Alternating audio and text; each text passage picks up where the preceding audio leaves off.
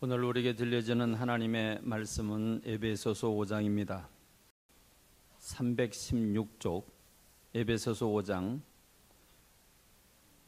31절로 33절의 말씀, 31절로 33절의 말씀, 우리 다 같이 한 음성으로 함께 봉독하겠습니다.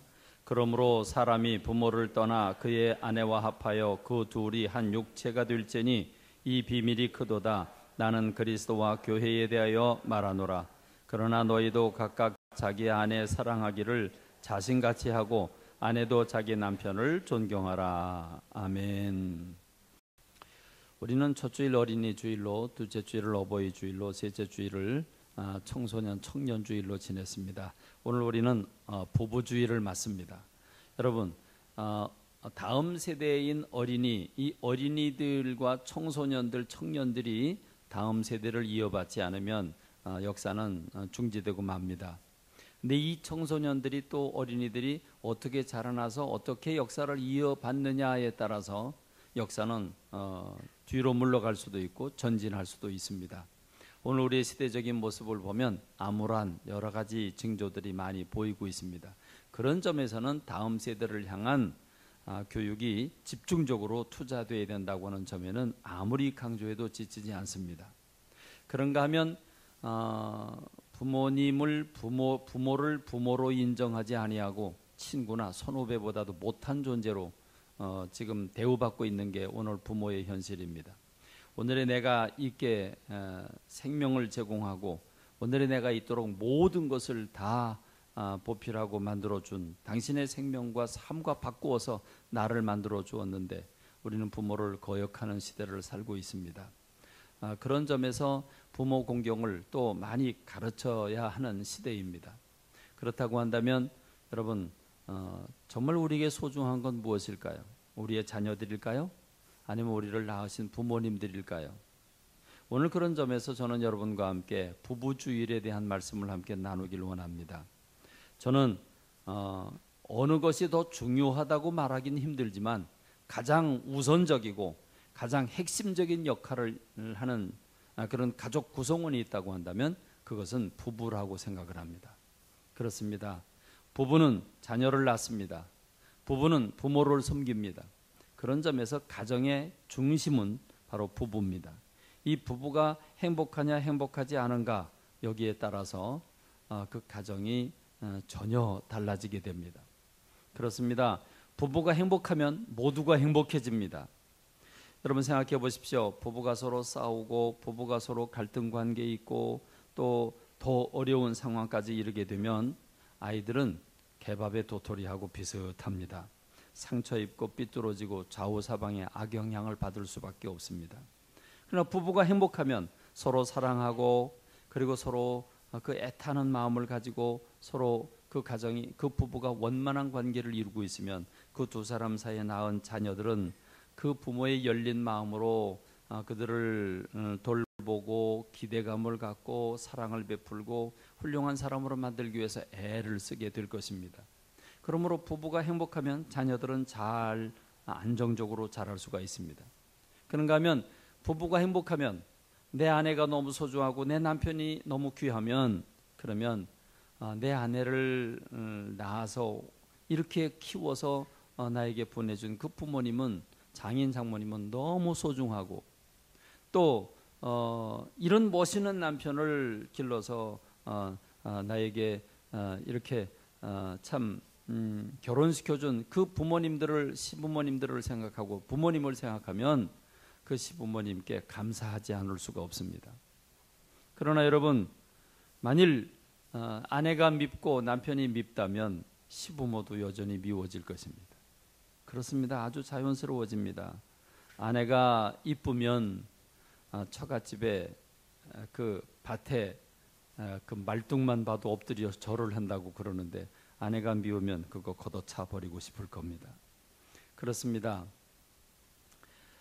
그런데 이 부부가 행복하면 부모를 섬기게 되고 자녀들을 잘 양육하게 되는 게 아주 자연스러운 일이기 때문에 순서로 말하자면 부부가 먼저 행복해야 합니다.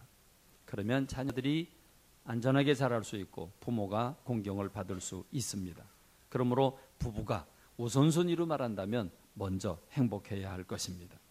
그런데 오늘 우리가 지금 21세기를 살고 있고 그 어느 시대보다도 공부를 많이 하고 그 어느 시대보다도 과학이 발전한 그런 시대를 살고 있음에도 불구하고 수천 년간 이어온 가정이 뿌리채 흔들리고 있는 것이 오늘 저와 여러분들이 살고 있는 이 세상의 모습입니다.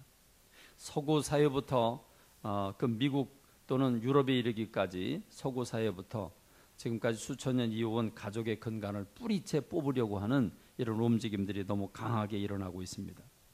미국은 미국을 대표하는 어버이 같은 대통령이 자기도 부모가 있어서 태어났음에도 불구하고 동성애를 합법화하는 데 선언을 하고 지금 일조하는 데 앞장서고 있는 게 오보하고 있는 오바마입니다. 미국은 현재 전체 50개 주 가운데서 37개 주가 동성애 결혼법을 합법화했습니다.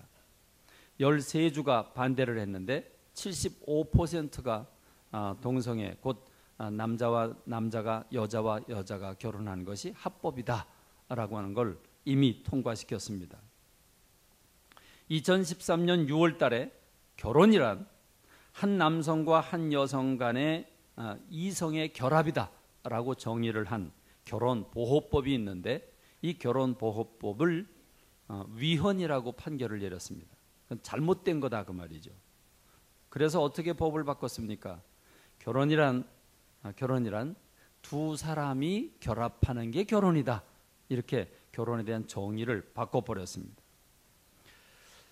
2013년 미국 오레곤주에서 동성 커플에게 케이크 제작을 거부하고 또 워싱턴주에서 노년의 화한 제작자가 그 동성애자가 찾아온 것을 제작을 거부했다는 이유로 사업장이 폐쇄를 당했습니다. 그리고 자택과 예금을 압류당했다고 하는 뉴스를 우리는 들었습니다. 미국 매사추세츠주에서 동성애가 합법이라고 하는 게 법이 통과됐습니다. 그러자 학교에서 5살 난 유치원에서 5살 난 아이에게 동성애, 게이, 레즈비언 등이 올바른 성관계라고 교육을 받았습니다. 그것을 듣고 부모가 그 교육을 거부하자 그 부모에게 돌아온 결과는 수갑을 채워서 감옥에 보내는 것이었습니다. 지난 2월달 캐나다에서는 학교 내에 새로운 성교육 시행령이 통과됐습니다. 그 통과된 것에 따라서 오는 9월 달부터 교육에 직접 이제 시행돼야 되는데 그 성교육 일정표를 보면 초등학교 3학년 만 8살 때 동성 결혼은 정상이라고, 남자와 남자가 여자와 여자가 결혼하는 건 정상이라고 그걸 가르쳐야만 됩니다. 그리고 성별 자기결정, 다시 말하면 남자로 태어나고 여자로 태어났는데 내가 남자지만 여자가 되고 싶다, 난 여자지만 남자가 되고 싶다, 그 결정권은 부모가 아니고 네 스스로 결정할 수 있다, 그걸 가르쳐 줘야만 됩니다. 트랜스젠더는 유전이라고 가르쳐야 하고, 이렇게 얘기를 해도 될는지 모르겠는데 6학년 때는 자유행위를, 7학년 때에는 학문성교와 국왕성교를 가르쳐야만 되는 그 성교육법이 통과가 됐습니다. 참 이해가 안 되죠. 도무지 상상이 안 되는 일입니다. 그러나 정말 문제가 심각한 건 교회입니다. 미국에서도 가장 큰 교단이 장로교단인데 미국 장로교회가 교회 내에서 이 게이 또는 레즈비언 등이 그 동성애자들의 결혼을 인정하는 법안을 이미 승인했습니다. 그래서 동성애 목사, 동성애자의 목사도 존재하고 있습니다.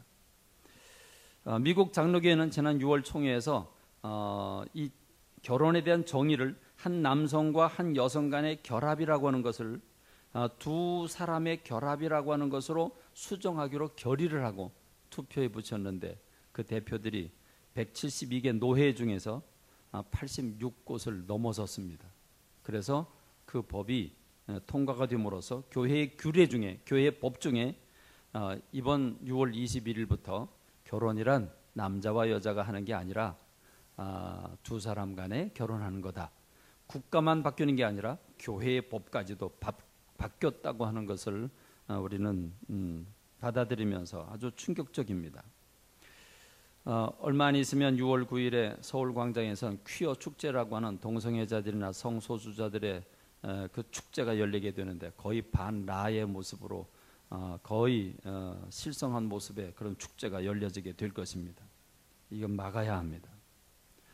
강원도 교육청, 우리 강원도 교육청은 최근 학교 인권 조례 제정을 위한 공청회가 무산됐습니다. 그 학생들의 인권을 보호하자고 하는 그 내용 안에는 동성애 합법의 내용이 들어있고 또 학생들의 인권을 너무 존중해서 교사들이 가르치기 어려운 환경을 만들어주는 악법들이 숨겨져 있습니다. 그런데 그걸 반대하는 여러 단체들을 대상으로 그 공청회가 무산됐다고 해서 강력히 대응하기로 결정을 하고 그들은 명예훼손 등으로 허위 사실에 의한 명예훼손 등의 혐의로 강원지방경찰청에 고발장을 제출했다고 그럽니다. 그 허위라고 하는 것은 한마디로 말하면 강원도를 성적 타락의 도시로 만들려는 민병이 아웃 뭐 이런 피켓을 들고 데모를 했는데 그게 허위라는 것입니다. 그래서 명예훼손을 했기 때문에 그 고발을 했습니다. 그럼 우리가 살고 있는 세상의 현실입니다. 우리 국회에서는 여러 번씩 동성애를 합법화하려고 하는 법안을 올렸다가 전국에 있는 기독교인들이 벌떼처럼 드러나서 하도 난리를 해서 그 법이 아예 상정도 되지 않은 채 폐기되고 말았습니다. 지금도 계속해서 만지작거리고 있는 게 오늘 우리의 현실입니다. 대한민국을 대표하는 수도 서울시장은 동성애를 합법화하려고 공식적으로 선언을 하고 그것을 위해서 노력하고 있는 게 오늘 우리의 현실입니다. 여러분, 성경은 동성애가 죄라고 말하고 있습니다. 남자끼리든 여자끼리든 그건 죄라고 말하고 있습니다. 여러분, 로마서 1장 18절에 보면 인간의 죄가 무엇인지를 명확하게 얘기하고 있는데 하나님을 떠난 다음에 사람들이 하는 행동은 무엇인가? 우상을 숭배하게 돼 있다. 그래서 자연 만물을 숭배하게 돼 있고 특별히 드러나는 현상은 로마서 1장 26절에 이 때문에 하나님께서 그들을 부끄러운 욕심에 내버려 두셨으니 곧 그들의 여자들도 순리대로 쓸 것을 바꾸어 영리로 쓰며 그와 같이 남자들도 순리대로 여자 쓰기를 버리고 서로 향하여 음욕이 부릴 듯하며 남자가 남자와 더불어 부끄러운 일을 행하여 그들의 그릇됨에 상당한 보응을 그들 자신이 받았느니라 했습니다. 여러분, 1장 18절은 하나님의 진노가 불의로 진리를 막는 사람들의 모든 경건하지 않음과 불의에 대해 하늘로부터 나타난다. 하나님의 진노가 하늘로부터 나타나는데 그것은 하나님을 알되 하나님으로 인정하지 않는 것과 감사하지 않는 것과 나가서 그 죄악의 결과가 결국 우상을 숭배하고 이렇게 남자와 남자가 여자와 여자의 사랑에 빠지는 괴이한 괴물 현상이 나타나는 것, 이것은 엄연한 죄라고 고백하고 있습니다. 무엇보다도 여러분, 창세기에 나타나는 소돔과 고모라 사건을 보면 알 수 있습니다. 소돔과 고모라의 세 천사가 그 소돔과 고모라라고 하는 도시에 얼마나 많은 죄악이 있는가를 살펴보기 위해서 들어갔는데 그들은 남자의 모습으로 들어갔습니다. 그런데 여러분, 그날 밤에 어떤 일이 있었습니까? 창세기 19장 4절에 보면 그들이 눕기 전에 그 성 사람 곧 소돔 백성들이 노소를 막론하고 원근에서 다 모여 그 집을 에워싸고 롯을 부르면서 그에게 이르되 오늘 밤에 내게 온 사람들이 어디 있느냐 이끌어내라 우리가 그들을 상관하리라. 상관이란 서로 상자, 관계할 관자입니다.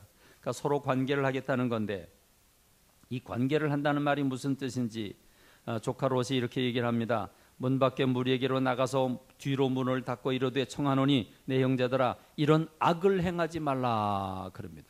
우리가 이 동네에 새로 들어온 사람을 상관하겠다 그랬는데 상관이라고 하는 건 서로 쳐다보고 관계를 맺는다는 그런 피상적인 단어가 아니라 악을 행하지 말라 이렇게 얘기하는 거 봐서 그게 악한 행동임을 알 수 있습니다. 그러면서 롯은 이렇게 얘기를 합니다.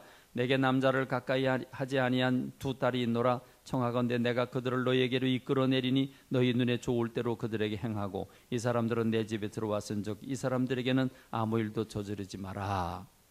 어떻게 조카 롯이 자기의 딸을 그런 무리한들에게 내줄 수 있을까? 물론 윤리적인 문제도 있겠습니다만은 여기서 지금 강조하는 것은 이 사람들이 상관하겠다고 하는 것은 동성애라고 하는 것을 쉽게 알 수 있습니다. 그래서 하나님이 이 세상에 수많은 도시들이 있지만 하늘에서 비처럼 유황비를 보내서 그 도시를 불태워 진멸시킨 도시가 소돔과 고모라입니다. 그런데 오늘 미국과 영국, 프랑스를 비롯한 서구 사회, 우리 대한민국까지도 동성애를 합법화하겠다고 하는, 성소수자를 보호한다고 하는 인권이라고 하는 명목으로 그들을 인정해 주려고 하는 것은 분명 죄요, 잘못된 일이라고 하는 사실을 우리가 알아야 되는 줄로 믿습니다. 말세를 당한 때라 세상이 타락하는 것은 이해가 됩니다. 그러나 어떻게 세상을 구원하고 세상을 바로 이끌어갈 교회가 동성애를 합법화한단 말입니까? 그들은 다른 성경을 가지고 있습니까? 분명히 그들은 우리가 가지고 있는 성경과 다른가 봅니다. 왜 어떻게 동성애를 인정하고 합법화할 수 있는지 이것은 도무지 이해가 가지 않습니다. 그렇습니다. 우리는 세상의 잣대가 아니라, 인권이라고 하는 잣대가 아니라 성경이라고 하는 잣대로 세상을 바라봐야 되는 줄로 믿습니다. 동성애만 죄가 아닙니다. 유전적 경향이 있다고 해서 주어진 성을 바꾸는 것, 그것은 창조주 하나님을 향한 항거일 수밖에 없습니다. 남성이 여성으로, 여성이 남성으로 그 성을 바꾸는 건 인간의 선택사항이 아닙니다. 그건 창조주 하나님의 권한이 있습니다. 물론 그런 성향을 가지고 태어난 사람들은 안타깝습니다. 남자인데 여성의 목소리를 하고 여성스러운 행동을 합니다. 여자인데 남자 같습니다. 그렇습니다. 얼마나 괴롭고 힘들겠습니까? 그렇기 때문에 사회는 그들에 대한 배려가 있어야 할 것입니다.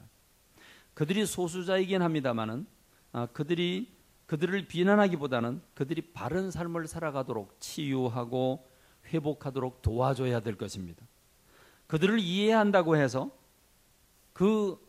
잘못된 그 성향을 그게 올바른 거라고 가르치는 것은 이건 분명 잘못된 것인데, 여러분 어떻게 5살 어린이에게 남자가 여자가 여자끼리 결혼하는 게 좋은 거다, 어떻게 이렇게 가르칠 수 있단 말입니까? 이것은 세상 전체가 하나님을 향해서 반항하고 있는 것입니다. 그렇습니다. 남자와 여자가 합하여 하나가 되는 부부의 제도는 창조주 하나님이 세상을 향한 행복하기 위한 그런 설계도요, 안전하게 하기 위한 안전장치를 주신 것이 부부제도인 줄로 믿습니다. 그렇습니다. 하나님은 우주 만물을 창조하시고 가장 먼저 남자와 여자를 창조하시고 주님이 최초의 주례자가 되셔서 그들을 하나로 묶어주시고 부부가 되게 함으로써 자녀를 낳고 부모가 되게 하시고 또 부모를 섬기도록 하는 이 역사의 순례바퀴를 주님이 만들어 주신 줄로 믿습니다. 그렇습니다. 이것은 창조주 하나님의 온 세상을 이끌어가는 창조의 기초요, 창조의 질서라고 할 수 있습니다. 이게 흐트러지면 인류는 멸망하게 되어 있습니다. 남자가 남자끼리 결혼해서 뭘 한단 말입니까? 여자가 여자끼리 결혼해서 뭘 한단 말입니까? 그러므로 이것은 반드시 지켜져야만 합니다. 이것은 최악의 죄입니다. 여러분, 수많은 도시들이 있는데 여러분 어떻게 도시 하나를 통째로 주님이 불살로 없애시겠습니까? 그만큼 악한 죄인데 오늘 우리가 많이 배우고 참 지식이 고도로 발달한 이 시대에 동성애를 합법화한다고 하는 것은 이건 죄요, 마귀의 법이라고밖에 볼 수가 없습니다. 그렇습니다. 그런 점에서 무엇보다 우리 부부가 이 땅에 사는 모든 가정의 부부가 먼저 행복해야 합니다. 부부가 행복해야 자녀들이 잘 키워지고 부모를 공경할 수 있기 때문에 부부가 행복해야 되는 줄로 믿습니다. 우리 청소년들 우리 예배 드릴 때 맨 앞자리에 와 앉아 주어서 너무 고맙습니다. 옆자리에 앉는 것보다 저는 우리 앞자리에 앉는 게 더 귀하고 좋은 거라고 믿습니다. 우리 청소년들 여러분의 엄마 아빠가 행복하도록 애써 주셔야 됩니다. 그래야 그 은덕이 여러분에게 와요. 여러분 부모님들, 젊은 부부들 연로하다고 샘내지 말고 시기하지 말고 여러분의 젊은 부부들을 행복하게 살아가도록 밀어드리는 여러분 되시기를 바랍니다. 대단히 중요한 일입니다. 여러분, 그런데 그럼 부부가 행복하려면 어떻게 되겠습니까? 성경은 2가지 원리로 가르쳐 줍니다. 남자는 남편은 아내를 사랑해라. 그리고 아내는 남편을 복종해라 그럽니다. 여자들 듣기 싫지요? 듣기 싫지만 성경은 성경입니다. 근데 저는 여러분 여자들보다 먼저 남자들 얘기를 하기를 원합니다. 문제는 남자들한테 있기 때문에 그렇습니다. 오늘 저부터 생각을 해도 남자들은 아내를 사랑하는 일이 처녀 총각 때만 사랑하는 것 같습니다. 결혼하고 난 다음에는 아무래도 덜 사랑하는 것 같습니다. 여기에 문제가 심각한 문제가 있습니다. 여러분 저는 생각해 봤습니다. 남편은 아내를 사랑해라. 이게 법입니다. 어느 정도로 사랑하냐면 그리스도께서 교회를 사랑하신 것처럼 어떻게 사랑하셨습니까? 하늘 보좌를 버리셨습니다. 육체 옷을 입으셨습니다. 십자가에서 죽으셨습니다. 모든 명예도 모든 자존심도 다 버리고 교회를 위해서 목숨까지 던지셨습니다. 남자들이 자존심을 버리고 그리고 자기 모든 명예도 버리고 아내를 위해서 목숨까지 던져야 된다. 여러분 이게 성경이 가르쳐주고 있는 겁니다. 여러분 저는 결혼식의 꽃이 서약식인데 서약식은 이 결혼식장에 가나 저 결혼식장에 가나 내용은 똑같습니다. 그 내용이 뭡니까? 신랑 될 사람에게 또 신부 되는 사람에게 반드시 묻는 건 딱 한 가지입니다. 오직 이 남자를 오직 이 여자를 평생 사랑하겠는가? 한눈 팔지 않겠는가? 그걸 묻습니다. 글쎄요, 생각 좀 해보겠습니다. 노력하겠습니다. 이 정도 가지고는 성혼 선포가 이루어지지 않습니다. 분명히 네라고 서약을 해야만 됩니다. 저는 생각해 봅니다. 아니 뭐라고 서약을 받지? 이미 서로 사랑해서 우린 떨어지지 않겠다고 영원히 사랑하겠다고 결심하고 온 게 신랑 신부입니다. 근데 뭘 평생 검은 머리가 팥불이 되도록 사랑하겠냐고 물을 이유가 뭐가 있습니까? 사랑하려고 결심하고 온 건데. 그렇잖아요? 물어야 할 필요가 없습니다. 그런데 그걸 묻습니다. 그걸 대답을 해야만 성혼 선포가 이루어집니다. 왜 그렇습니까? 상황이 달라지면 변할 수 있거든요. 여건이 달라지면 변할 수 있거든요. 내 부인보다 더 예쁜 부인이 나타나면 마음이 흔들릴 수 있거든요. 이게 남의 떡이 더 커 보이고 훔쳐먹는 사과가 더 맛있다고 이런 상황이 생길 수 있기 때문입니다. 그래서 제도적인 장치로 서약식이라고 하는 걸 하게 돼 있습니다. 그렇습니다. 몸이 아프든 아프지 않든지 상황이 어떻게 바뀌든지 여건이 어떻게 바뀌든지 검은 머리가 팥불이 되도록 정말 이 남자만 이 여자만 사랑하겠냐 물어보는 것이 그게 결혼식의 꽃입니다. 그렇습니다. 사도 바울은 에베소 교회 교인들에게 편지를 보내면서 너희들은 믿는 사람답게 살아야 된다. 그래서 믿는 사람답게 사는 건 어떻게 사는 거냐? 그러면서 구체적인 예를 들고 있는데 거짓말하지 마라.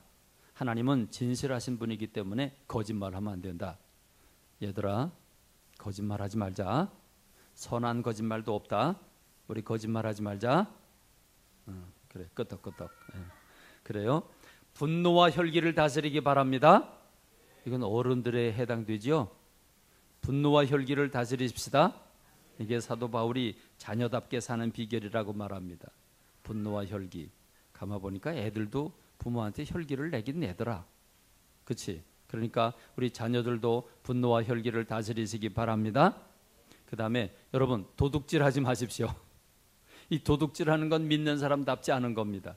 오히려 우리가 우리 손으로 열심히 일해서 다른 사람을 돕는 게 믿는 사람 자녀답다 이렇게 말해줍니다. 그 다음에 말을 은혜롭게 해야 된다. 떠들고 비방하는 말을 하지 마라. 그러면서 특별히 사도 바울은 이런 일반적인 걸 가르치다가 집중적으로 강조하는 게 있는데 에베소 5장 3절로 5절에 보니까 음행과 온갖 더러운 것과 탐욕은 너희 중에서 그 이름조차도 부르지 말라. 이는 성도들에게 마땅한 바니라. 누추함과 어리석은 말이나 희롱의 말이 마땅치 아니하니 오히려 감사하는 말을 하라. 너희도 정녕 이것을 알거니와 음행하는 자나 더러운 자나 탐하는 자 곧 우상 숭배자는 다 그리스도와 하나님의 나라에서 기업을 얻지 못하나니 했습니다. 사도 바울은 이렇게 이 성적 타락에 대한 부분을 집중적으로 강조하면서 우리 믿는 사람들은 성적으로 깨끗해야 한다고 하는 사실을 강조하고 있습니다. 여기서 말하는 여러분, 이 누추함과 어리석은 말이나 희롱의 말이 마땅치 않다 그랬는데, 여러분 이걸 세번역 성경 읽어보면 더러운 말과 어리석은 말과 상스러운 농담은 여러분에게 어울리지 않습니다. 공동번역은 추잡한 말과 어리석은 이야기나 점잖지 못한 농담 따위도 하지 마십시오. 성도들에게는 어울리지 않습니다. 여러분, 점잖지 못한 농담은 어떤 농담일까요? 현대어 성경을 보니까 성적 범죄나 불결한 행동이나 탐욕 때문에 불미스러운 일을 저지르거나 남을 비난하지 마십시오. 현대인의 성경을 보니까 추잡한 짓이나 어리석은 말이나 유치한 농담을 버리고 오히려 하나님께 감사하며 생활하십시오. 추잡한 짓이 어떤 것입니까? 유치한 농담은 어떤 농담입니까? 한글 킹제임스 성경을 보니까 또 음탕함과 어리석은 말이나 농담은 합당치 않습니다. 이렇게 번역하고 있습니다. 그러니까 이 누추함, 이런 모든 단어들은 한마디로 말하면 성적인 타락된 언어들임을 우리가 알 수 있습니다. 제가 시골에서 6년 목회를 했는데 시골에는 농사를 짓잖아요. 그러니까 여름엔 열심히 농사를 짓고 겨울엔 할 일이 없어요. 겨울엔 주로 뭐 하냐면 관광철입니다. 그 관광버스를 타면 제일 먼저 동네 사람들이 하는 일이 있어요. 교인들을 앞으로 몰아요. 그래서 교인들을 앞으로 몰아서 교인들을 앞에 타게 합니다. 앞에 타고 그럼 이제 자기는 뒤에 타가지고 이제 난리법석이 나는 거죠. 근데 여러분, 그럼 한 사람이 나와서 노래도 부르고 춤도 추고 그러는데 거기서 하는 농담들을 보면, 평소 마을 분들을 보면 저분이 저런 말을 할 분이 아닌데, 근데 보면 전부 아주 얄궂은 농담들을 합니다. 여러분, 그 농담들이 어떤 건지는 구체적으로 안 들려줘도 되겠죠? 한마디로 말하면 음담패설입니다. 그리고 모두 좋아합니다. 여러분, 성도들은 입 밖에 내지도 말라고 성경은 얘기하고 있습니다. 이건 성도들의 마땅한 바가 아니라고 말합니다. 이건 무엇을 얘기합니까? 그만큼 이 세상이 성적인 타락의 유혹을 받는다는 걸 이야기하고 있고, 그만큼 세상의 성적인 타락이 널려져 있다는 걸 얘기해주고 있습니다. 그렇기 때문에 우리 믿는 사람들은 특별히 이 성적으로 순결해야 한다고 하는 걸 강조하면서 오직 한 사람에게만 집중해라. 남편은 아내를 사랑해라. 아내를 사랑하되 그 한 사람만 바라봐라. 한 사람만 집중하라. 이렇게 가르쳐주고 있는 겁니다.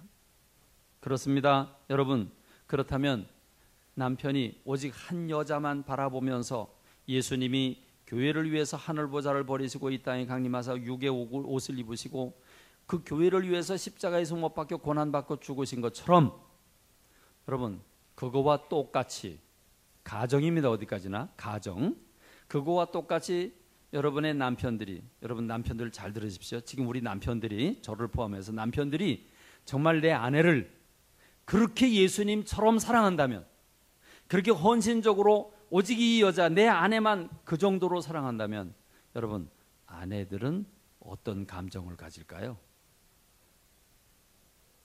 아내들은 어떤 감정을 가질까요? 이 상상을 한번 해보시기 바랍니다. 이게 남자들이 그렇게 살지를 않아 가지고 상상이 안 되죠. 그러니까 여러분 생각해 보십시오. 그러면 감동과 감격이 늘 차고 넘치지 않겠습니까? 남편이 나를 사랑하는 그 모습에 믿음직스럽고 의심할 일은 전혀 없고 기대가 되고, 여러분 고맙고 감사하지 않겠습니까? 남편의 저런 모습을 보면 자연스럽게 존경하고 싶고, 정말 무슨 말이든지 하면 다 나를 사랑해서 하는 말이기 때문에 복종은커녕 순종까지 하게 되지 않겠습니까? 그래서 존경하게 된다고 하는 사실을 성경은 가르쳐 줍니다. 그러니까 여러분, 순서가 있습니다. 우리가 하나님을 사랑한 게 아니라 하나님이 우리를 먼저 사랑하셨습니다. 마찬가지입니다. 여자에게 먼저 복종을 강조하기 전에 남자가 먼저 여자를 사랑해야 합니다. 그러면 그 사랑에 감동된 여자들은 남자들의 말에 존경하게 돼 있습니다. 그렇습니다. 성경은 아내에게 어떻게 하라고 말하고 있습니까? 아내들이여 자기 남편에게 복종하기를 주께 하듯 하라. 그럼 아내들은 어떤 마음을 가져야 된다고요? 주님께 하듯이 복종해야 된다고 가르쳐주고 있습니다. 복종하고 있는지 돌이켜보시길 바랍니다. 그렇습니다. 남편은 아내를 사랑하고 아내는 남편에게 복종하고, 이 부부가 어떻게 해야 행복한 부부가 될 수 있는지를 사도 바울이 지금 중심으로 가르쳐 준 다음에 오늘 본문은 엉뚱 같은 이야기를 하고 있습니다. 우리가 읽은 본문입니다. 에베소 5장 32절에 보니까 이 비밀이 크도다. 부부의 비밀이 크구나. 그렇습니다. 가만히 생각하면 비밀입니다. 남자는 남자대로 여자는 여자대로 다른 가정에서 다른 환경에서 각자 잘하다가 어느 날 콩깍지가 이게 뒤집혀져 가지고 그리고 사랑하는 감정을 가지게 되고 그래서 그 썸씽으로 서로 만나서 사랑하고 그리고 하나가 돼서 자녀를 낳고 살아가는데 어떻게 평생 동안 그 마음이 흔들리지 아니하고 그렇게 평생을 살 수 있는 건지 여러분 이건 비밀입니다. 그렇지 않습니까? 이게 분명 비밀입니다. 이건. 그래서 이 비밀이 크도다. 그래서 부부가 함께 살아가는 게 비밀인가 보다 그랬는데 사도 바울은 딴 얘기를 하고 있습니다. 이 비밀이 크도다. 나는 그리스도와 교회에 대하여 말하노라. 지금 사도 바울이 말하는 건 부부에 대한 얘기를 하는 게 아니에요. 남편은 아내를 사랑하고 아내는 남편을 복종하라고 분명히 가르쳐 줬는데 지금 사도 바울이 딴소리를 하고 있어요. 내가 지금 말한 거는 그리스도와 교회에 대해서 얘기하는 거야 라고 얘기를 하고 있습니다. 여러분 무슨 말입니까? 지금 사도 바울은 남편과 아내가 어떻게 살아가야 되는지 정확한 답을 주고 난 다음에 나는 그리스도와 교회에 대해서 말하는 거다. 여러분 오늘 본문은 확연히 그 내용이 그런 눈으로 보면 달라집니다. 그런 눈으로 제가 읽을 테니까 들어보시기 바랍니다. 아내들이여 자기 남편에게 복종하기를 주께 하듯 하라. 이는 남편이 아내의 머리됨이 그리스도께서 교회의 머리됨과 같음이니 그가 바로 몸의 구주시라. 그러므로 교회가 그리스도에게 하듯 아내들도 범사에 자기 남편에게 복종할지니라. 남편들아 아내 사랑하길 그리스도께서 교회를 사랑하시고 교회를 위하여 자신을 주심과 같이 해라. 이는 곧 물로 씻어 말씀으로 깨끗하게 하사 거룩하게 하시고 자기 앞에 영광스러운 교회로 세우사 티나 주름 잡힌 것이나 이런 것들이 없이 거룩하고 흠이 없게 하려 하심이라. 이와 같이 남편들도 자기 아내 사랑하기를 자기 자신과 같이 할지니 자기 아내를 사랑하는 자는 자기를 사랑하는 것이라. 누구든지 언제나 자기 육체를 미워하지 아니하고 오직 양육하여 보호하기를 그리스도께서 교회에게 함과 같이 하나니 우리는 그 몸의 지체임이라. 그러므로 사람이 부모를 떠나 그의 아내와 합하여 그 둘이 한 육체가 될지니 이 비밀이 크도다. 나는 그리스도와 교회에 대하여 말하노라. 그러나 너희도 각각 자기 아내 사랑하기를 자신같이 하고 아내도 자기 남편을 존경하라.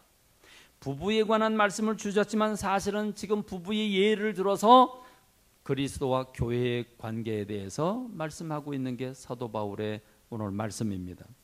그렇습니다. 부부의 원리가 무엇입니까? 남편은 아내를 사랑하고 아내는 남편에게 복종하는 것인데 그것은 주님과 우리와의 관계를 설명하기 위한 도구였습니다. 모델이었습니다.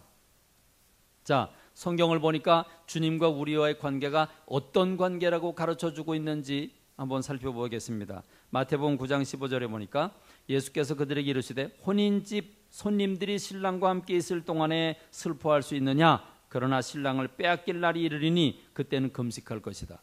제자들이 곧 예수님이 십자가 지시고 죽으시면 제자들이 예수님을 잃어버리죠. 이 잃어버리는 것에 대해서 신랑을 빼앗길 날이 있다 이렇게 얘기를 하고 있습니다. 그래서 예수님을 신랑으로 얘기를 하고 있습니다. 마태복음 22장 2절엔 천국은 마치 자기 아들을 위하여 혼인잔치를 베푼 어떤 임금과 같다. 여기서 말하는 임금은 하나님이고 그 아들은 예수 그리스도를 가리킵니다. 마태복음 25장 1절에 그때 천국은 마치 등을 들고 신랑을 맞으러 나간 열 처녀와 같다 하리니 바로 이 열 처녀는 모든 세상 사람이요 다섯 슬기로운 처녀는 기름과 등을 준비한 교인들이고 그리고 신랑은 예수 그리스도를 의미하는 줄로 믿습니다. 또 데살로니가전서 4장 17절에 그 후에 우리 살아남은 자들도 그들과 함께 구름 속으로 끌려 올려 공중에서 주를 영접하게 하시리니 그래야 우리가 항상 주와 함께 있으리라.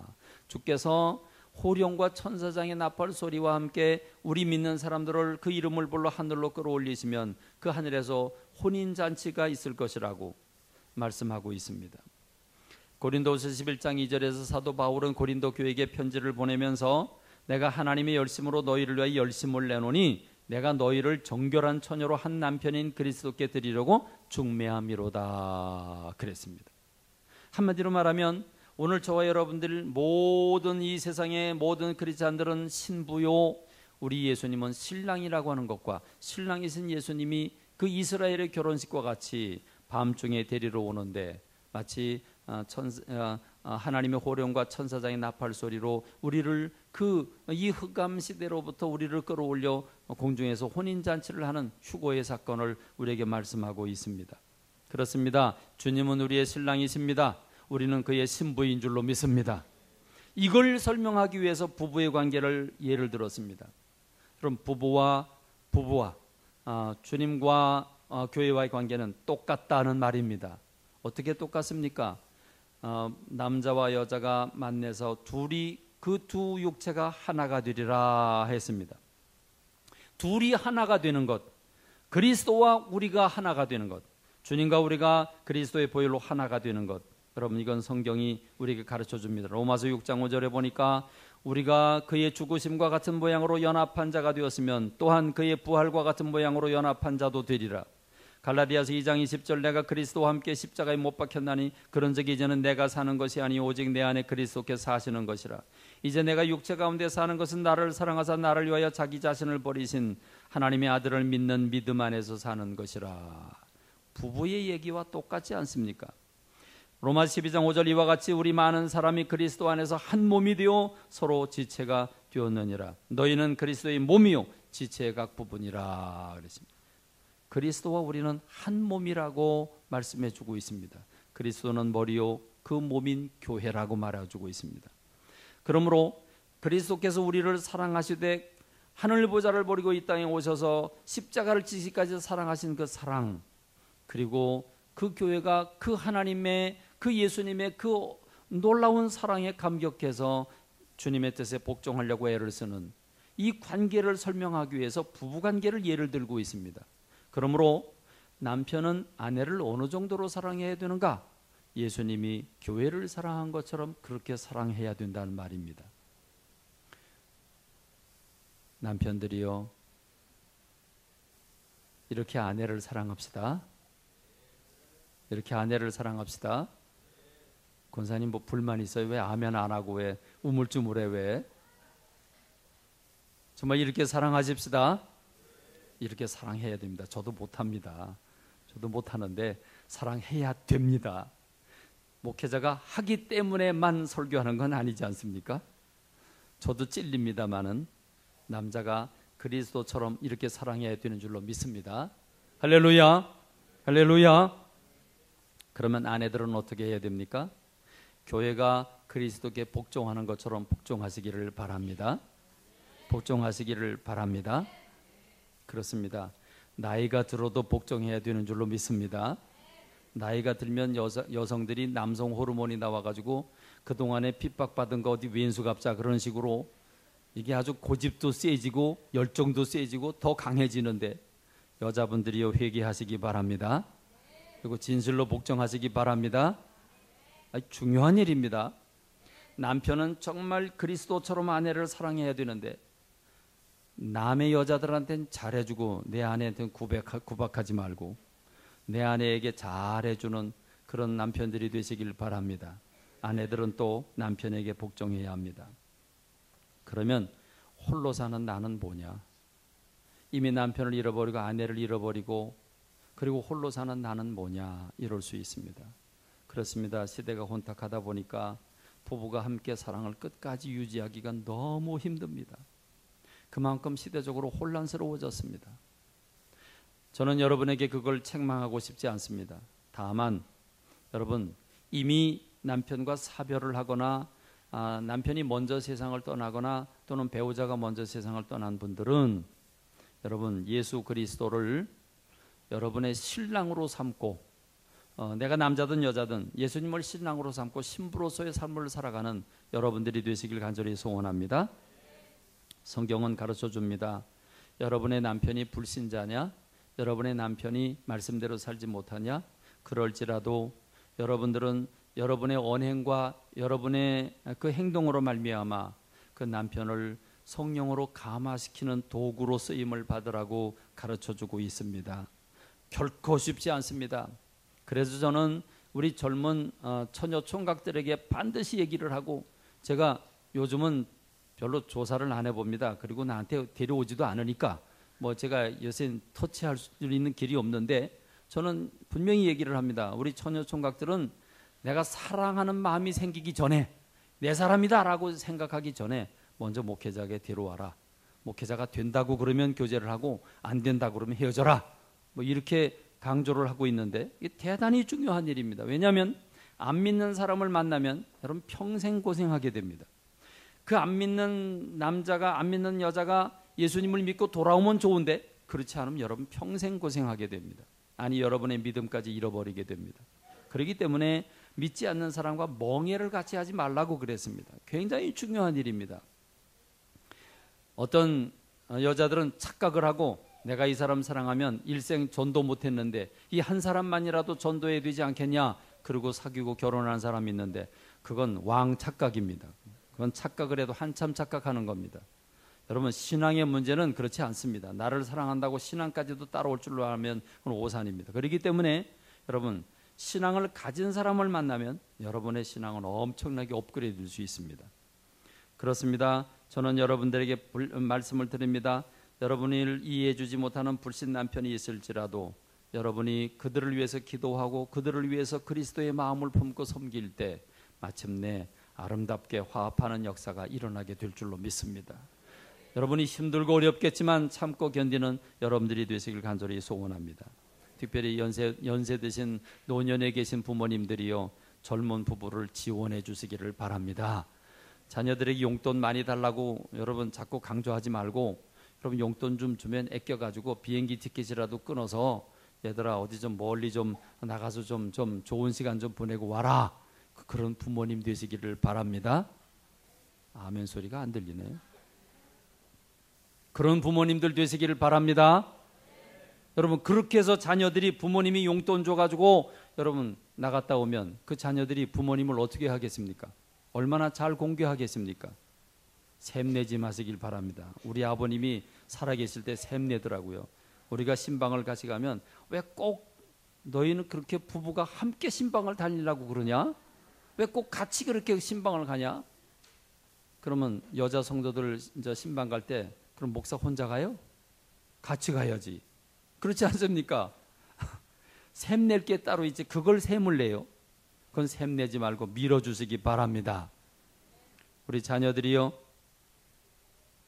우리 중고등부 또는 대학부 청년부 자녀들이요, 여러분의 어머니 아버지가 행복하도록 해드려야 돼요.